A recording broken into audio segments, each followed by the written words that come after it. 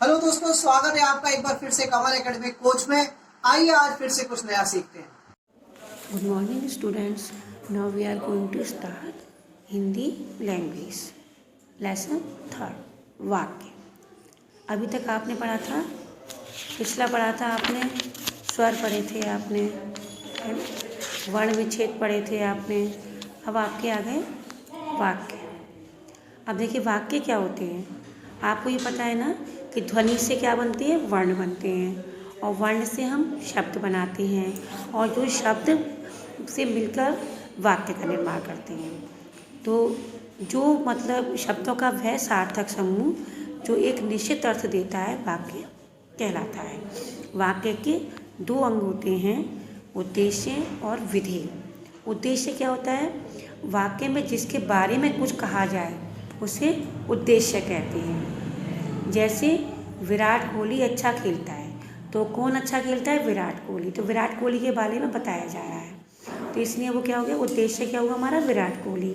विधेय, वाक्य में जब उद्देश्य के बारे में कुछ कहा जाता है तो उसे विधेय कहते हैं।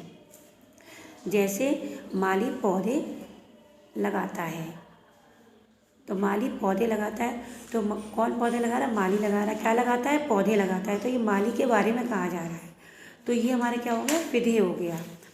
ऐसे वाक्य के दो प्रकार होते हैं, रचना के आधार पर और अर्थ के आधार पर।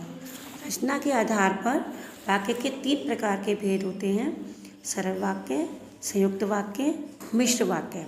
सरल वाक्य होता है जिसमें कि एक उद्देश्य होता है और एक ही विधेय होता है, उसे हम सरल वाक्य कहते हैं। जैसे रोहन बगीचे में पतंग उड़ाता है, देखिए एक ही उद्देश्य है और एक विधेय है।